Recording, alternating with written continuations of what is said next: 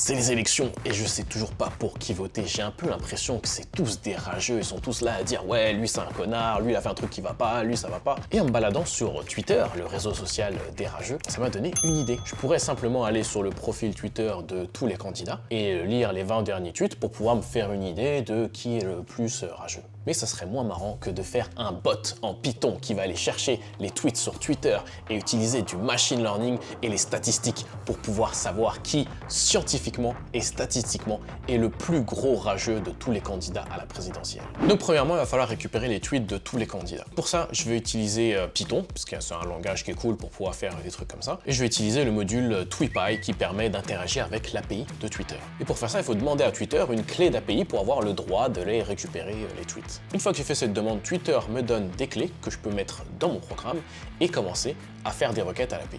Mais dès le début, il y a quelque chose qui va pas. J'essaye de faire des requêtes à l'API et même juste récupérer mes propres tweets de mon compte, ça marche pas. Ça me dit que j'ai pas le droit. Donc les clés sont bien valables, mais elles ne fonctionnent pas. J'ai pas l'accès à mon propre compte. Et en fait, je réalise que quand on a ces clés-là, par défaut, elles peuvent rien faire. Et il faut demander à Twitter l'autorisation qu'elle puisse faire quelque chose. Donc je vais sur le site des développeurs de Twitter, je fais ma demande, et là je vois un formulaire, ça me demande qu'est-ce que je vais faire, quand, avec qui, comment est-ce que je vais partager les données, quelles données je vais récupérer, qu'est-ce que je vais en faire, blablabla. Vous m'emmerdez! J'explique rapidement ce que je vais faire, et je pense que Twitter ils font ça parce que il y a eu pas mal de problèmes dernièrement, surtout avec les élections, avec des gens qui essayent de faire des faux tweets, des faux comptes, des bots, pour pouvoir un petit peu manipuler l'option des gens. Eh ben voyez. Et donc évidemment, quand je soumets mon application, et bah je suis pas accepté manuellement, ils veulent plus d'informations. Probablement que j'aurais pas dû dire que j'allais récupérer les tweets des personnages politiques. Donc je remplis un autre formulaire, etc. Mais je sais pas combien de temps ça va prendre avant qu'ils me donnent vraiment accès à Twitter. Par contre, j'avais un vieux bot Twitter il y a longtemps, je sais pas, 6-7 ans, et sur mon vieux compte Twitter, j'ai toujours les clés, et ces clés-là sont déjà validées pour pouvoir faire un petit peu ce que je veux. Maintenant que j'ai le droit de récupérer quelques tweets, je peux commencer à jouer avec l'API de Twitter. Mais là encore, il n'y a rien qui va. Dans l'API de Twitter, par défaut, quand on demande de récupérer la liste des tweets d'un utilisateur, ça nous envoie plein d'infos, des dizaines de milliers de caractères qui nous disent qui a retweeté ce tweet, c'est quoi sa photo de profil en 14 000 dimensions différentes, c'est quoi le lien, c'est quoi la description du lien, c'est quoi la description de la photo qui est dans le tweet, qui est dans la... On a tout ce que tu veux, ce que tu peux imaginer, ce que t'as pas besoin, parce qu'à la base, t'as juste demandé à avoir la liste de tweets. Et le tweet en question, ce que t'as demandé, eh ben, tu n'as que la moitié. Pour la plupart des tweets, tu as le début du tweet et 3 petits points. Pour pouvoir avoir les tweets, il faut faire une requête d'API dans un mode spécial et préciser que tu veux bien l'entièreté du tweet. Bon, Twitter, ils sont un petit peu à l'ouest. J'ai l'impression qu'ils ont fait ça parce qu'ils ont changé la taille maximum d'un tweet, qui est passé de 140 à 280, quelque chose comme ça. Donc ils ont fait en sorte que les vieux bots, les vieilles applications puissent encore récupérer les tweets qui font que 140 caractères. Et ils ont fait une autre façon de pouvoir récupérer optionnellement les tweets qui font plus que 140 pour pas pouvoir tout casser, alors qu'ils auraient pu simplement versionner leur API et puis on n'aurait pas eu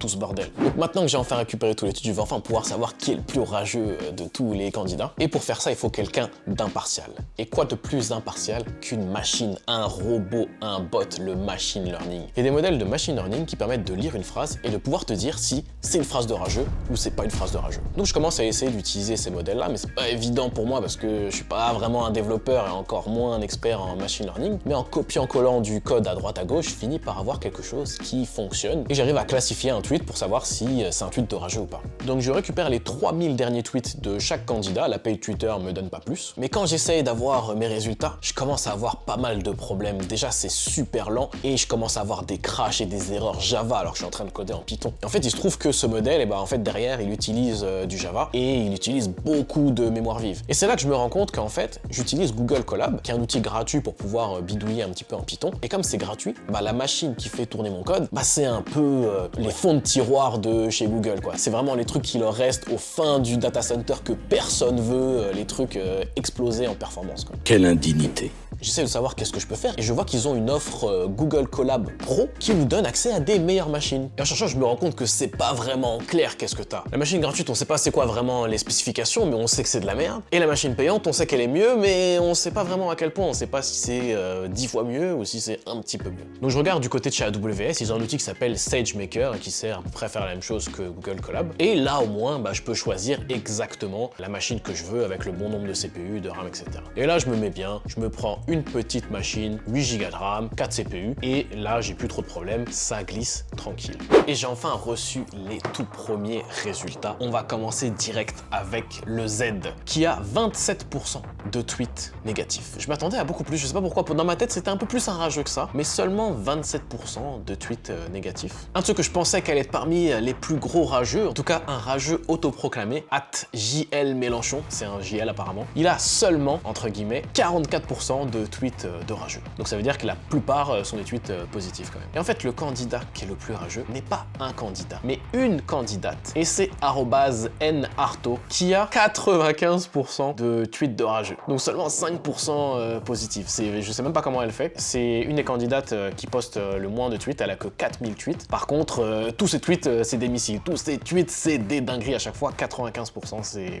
Et bien loin derrière, on a @Dupont-Aignan qui a 67% quand même de tweets de rageux. Et pas très loin derrière, avec la médaille de bronze, on a @Philippe Poutou qui a 59% de tweets de rageux. Un candidat qui m'a surpris, c'est @Emmanuel Macron qui lui n'a seulement que 9% de tweets de rageux. C'est le moins rageux de toute la liste. Et juste derrière Macron, dans les moins rageux, on a Anne Hidalgo qui a seulement 14% de tweets de rageux. Mais en fait, ces résultats, même s'ils sont marrants, j'ai pas l'impression qu'ils reflètent vraiment la réalité. Parce que quand on regarde les résultats et qu'on regarde comment la machine a classifié un tweet, il y a des trucs qui paraissent bizarres. Comme par exemple, si un candidat avait tweeté « Je vais rétablir le droit aux armes pour pouvoir protéger les enfants », et ben ça va être classifié comme positif. Parce que la machine, elle n'a pas vraiment de bord politique et elle ne connaît pas vraiment les connotations. Et donc pour elle, c'est comme si quelqu'un disait « Je vais faire une action afin de protéger certaines personnes ». Et donc ça, c'est positif. Donc j'ai cherché une autre manière d'avoir un petit peu plus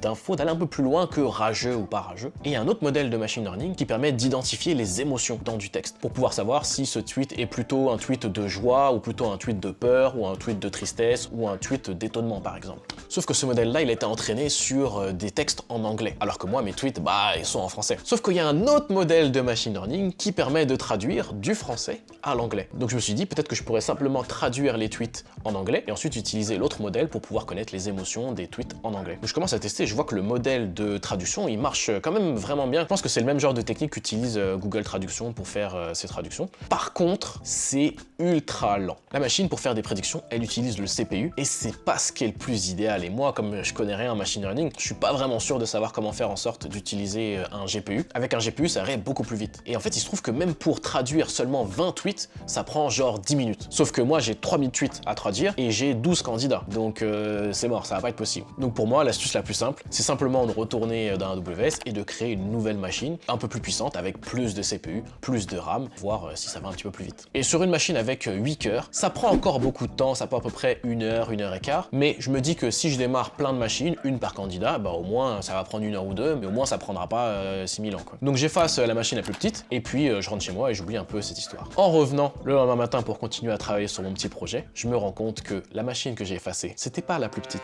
c'était la plus grosse, où j'avais tout mon code dessus. Donc j'ai dû tout recommencer, tout recoder pour pouvoir avoir mes résultats. Pour le coup, ça m'a pas mal fait rager. Donc pour éviter de perdre encore plus de temps, j'ai démarré 5 machines avec 36 corps de CPU, histoire que ça tabasse, qu'on ait les résultats vite, vite, vite. Les élections, c'est bientôt. Ça a pris plusieurs heures à calculer et organiser, mais les résultats sont enfin arrivés. Et c'est quand même assez surprenant, peut-être pas pour certains d'entre vous, mais la plupart des candidats ont un résultat très similaire. En fait, tous les candidats, sans exception, ont principalement des tweets avec comme émotion principale la peur. Ensuite, la deuxième émotion, pour tous les candidats également, c'est la joie. Et ensuite, on retrouve très peu de surprise et de tristesse dans les tweets de nos candidats. Et celui qui avait le moins de tweets de peur, c'était Monsieur Lassalle, qui avait seulement, entre guillemets, 42% de tweets basés sur la peur, contre 36% de tweets basés sur la joie. Mais c'est pas celui qui a le plus de tweets joyeux. La palme revient à Madame Hidalgo, qui a 41% de tweets joyeux.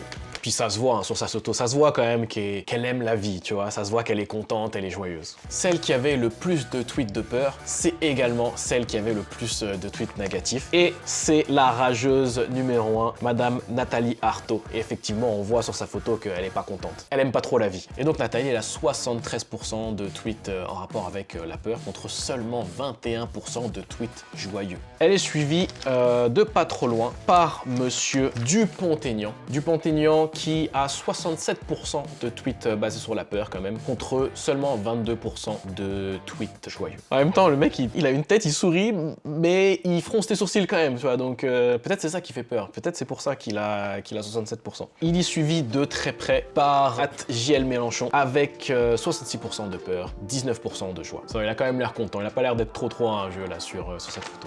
Ensuite, après, c'est vraiment très collé, comme je vous ai dit. On était à 66% de peur pour Mélenchon. Derrière, on est à 63% pour Jadot. Et derrière, 62% pour Marine Le Pen. Donc globalement, ils ont un peu tous la même stratégie. C'est principalement des tweets de peur. La majorité, ils sont tous au-dessus de 50% de tweets de peur. Ensuite, après, c'est un peu des tweets de joie et c'est rarement surprise ou tristesse. Je pense que parce que souvent, les tweets, ça va être pour dire « Ah, regardez, un tel, il a fait ça. Regardez, attention, ça va très mal. Il faut vraiment tout changer tout de suite. Votez pour moi pour que je puisse changer tout ça, qu'on puisse en finir. » C'est un petit peu tous la même stratégie. Les tweets de joie, je pense que c'est pour pouvoir montrer l'enthousiaste. Souvent, il y a beaucoup de candidats qui retweetent des gens qui disent « Ah, moi je vais voter pour un tel parce que nanana. » C'est des tweets qui sont un petit peu plus joyeux, avec un petit peu plus d'espoir, et rarement de tristesse et rarement de surprise. Mais plus que Nathalie, le plus gros des rageux, c'est moi. Parce que vous êtes toujours pas abonné à la chaîne, j'ai moins d'abonnés que Camaro, comment ça se fait quoi? Donc abonne-toi à la chaîne et abonne-toi à la newsletter dans la description si jamais tu veux que je t'envoie le code et que tu veux jouer avec.